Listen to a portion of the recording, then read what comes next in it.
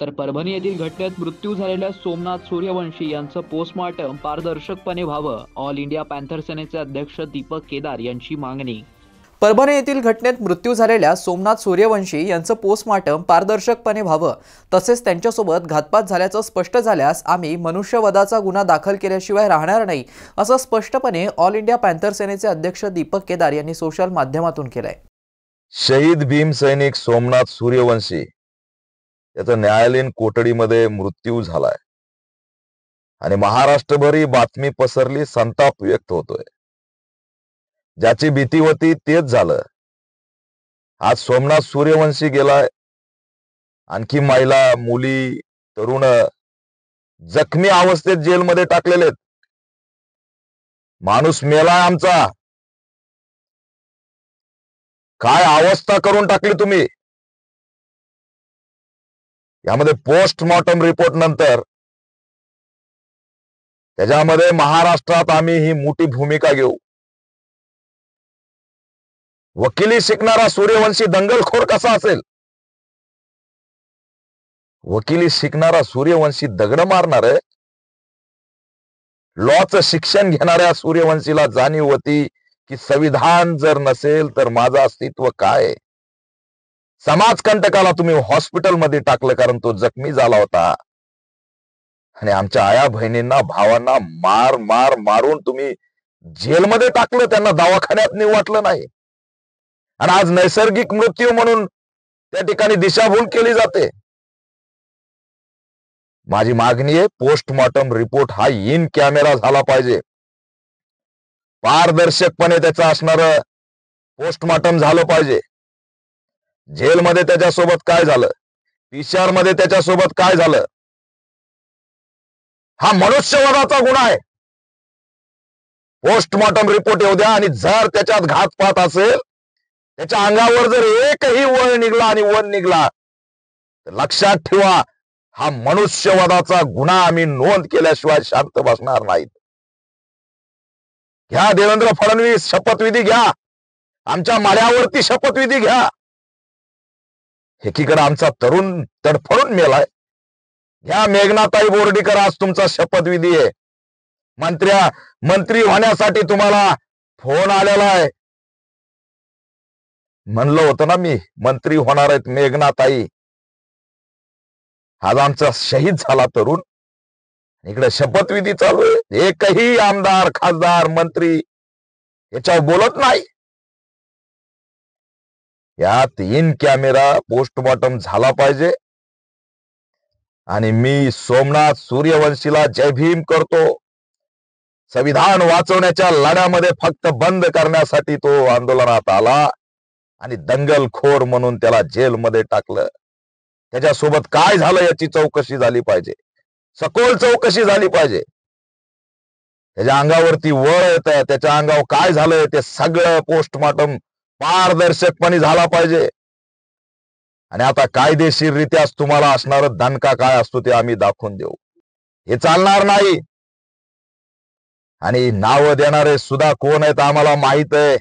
ज्यांचं शिक्षण सुरू आहे त्यांचं नाव दिलं. ज्यांच्या कवळ्या पोरं जे सोशल मीडिया ऍक्टिव्ह असतात त्यांचं नाव दिलं.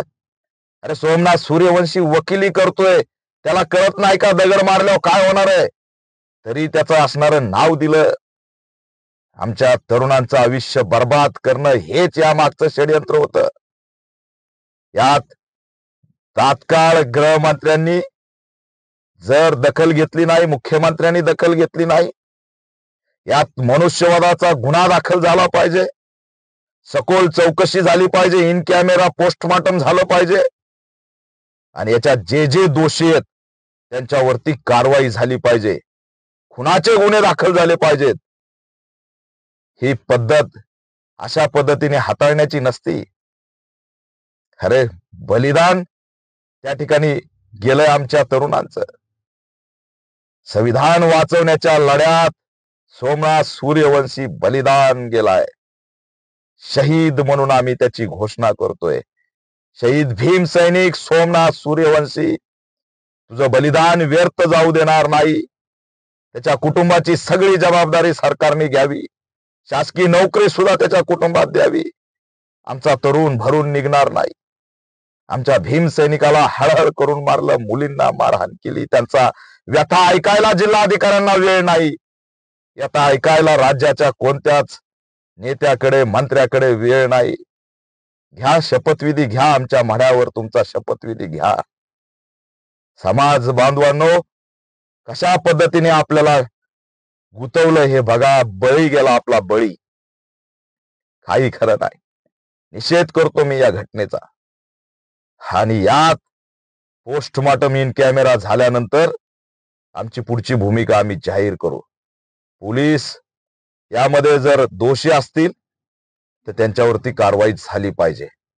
आणि हे उमप यांना मी आव्हान करतोय की ही पद्धत नव्हती कोम्बिंगची. ही योग्य केलं नाही आमच्या समाजासोबत. जेलमधील सगळ्यांची सुटका करा. उद्याची उद्या सुटका झाली पाहिजे. गृहमंत्री मुख्यमंत्र्यांना आव्हान करतोय, एफआयआर रद्द करा, एफआयआर ठेवू नका. चुकीची कारवाई झालेली आहे. द्वेष भावनेतून कारवाई झालेली आहे. शिक्षण घेणाऱ्या तरुणांना उचललेलं आहे, महिलांना उचललेलं आहे. निरपराधांना या ठिकाणी मृत्यूच्या तोंडावरती उभा केलेलं आहे. आज सोमनाथ सूर्यवंशीचा बळी गेलाय. उद्या आणखी कुणाचा बळी जाईल. यात रवी काळे नावाचा एक तरुण अटक आहे. त्याचं सुद्धा ऑपरेशन झालेलं आहे. त्याला सुद्धा त्या ठिकाणी डोक्यात मार लागलेले फोटो व्हायरल झालेले, त्याला सुद्धा सोडा. ही एफआयआर रद्द करा अशी मागणी ऑल इंडिया पॅन्थर सेना करत आहे. या ठिकाणी सोमनाथ सूर्यवंशी पुन्हा आणखी घडण्याची शक्यता नाकारता येत नाही.